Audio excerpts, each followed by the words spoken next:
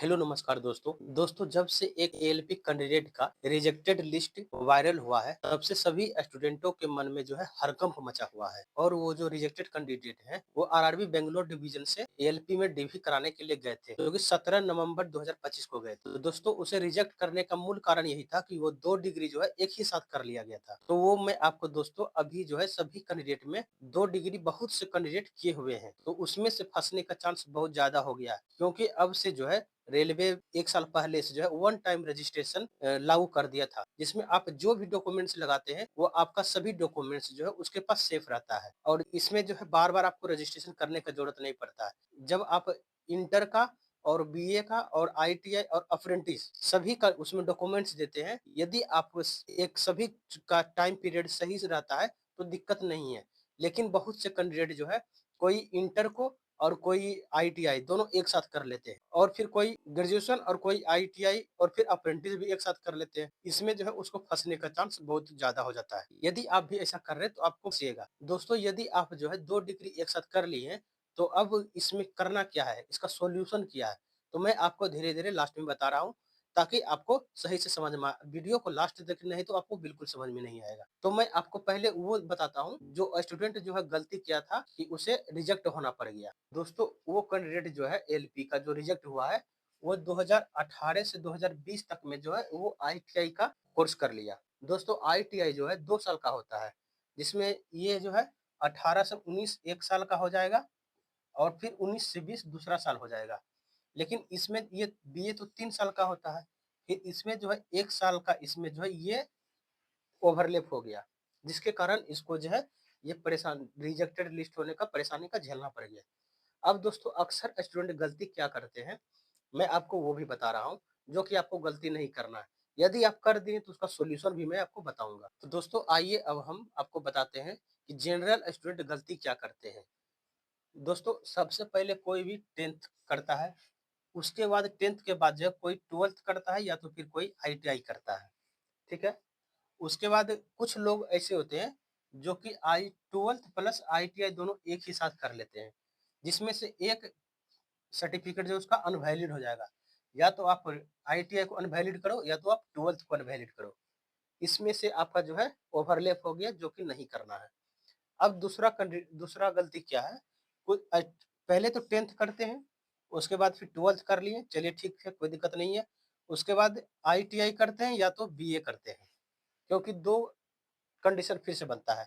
अब कुछ स्टूडेंट करते हैं कि आईटीआई भी एक साथ एक कर लिए और फिर इधर बीए भी कर लिए, दोनों को एक साथ कर लिए हैं।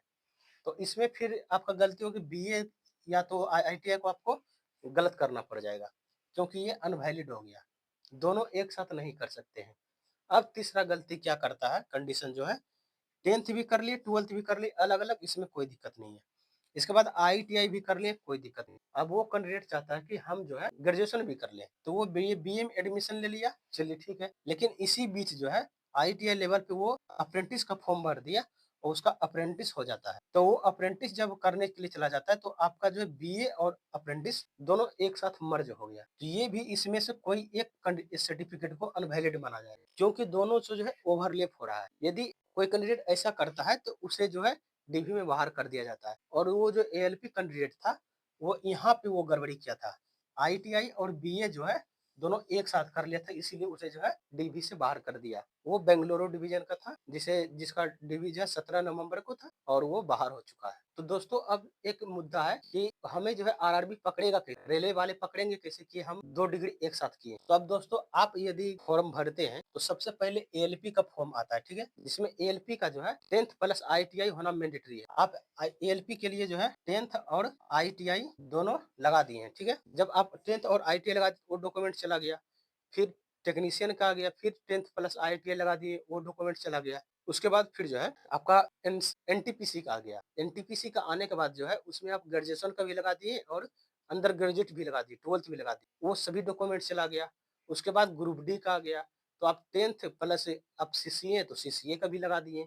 तो सब डाटा जो है उसका आपका जो डाटा सब आरआरबी के पास पहुंच गया है। अब वो जब रजिस्ट्रेशन आपका डीबी में खोलेगा तो आपका सभी टोटल रजिस्ट्रेशन जो है एक साथ ही निकलेगा, जिसमें आप सभी डॉक्यूमेंट्स जो जो भरे हैं फॉर्म वो सब दिखेगा।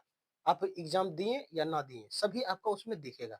तो उसी से आपको जो है वो पकड़ सकता है कि आपका डिग्री जो है 2 वैलिड मतलब ओवरलैप कोई डिग्री तो है या नहीं। यदि आप डीवी में 2 डिग्री ओवरलैप वाला दिखाते हैं तब तो आप फँस ही जाइएगा, यदि नहीं दिखाते हैं तो आप बच सकते हैं।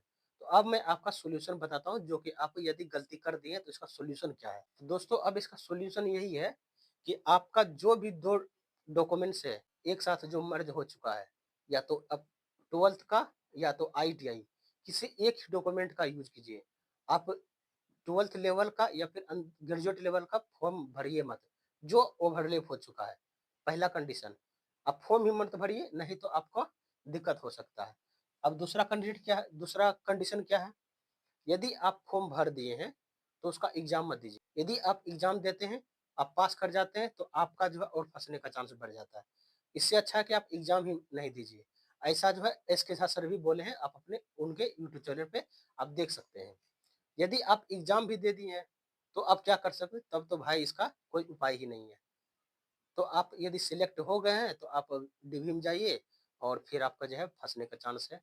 अब ये तो गलती हो गया है, तो अब कर क्या सकते हैं? दोस्तों यही आज का था इन्फॉर्मेशन जो कि बहुत से कैंडिडेट जो है घबराए हुए थे कि डबल डिग्री कैसे दिक्कत हो रहा है, इसका क्या समस्या है।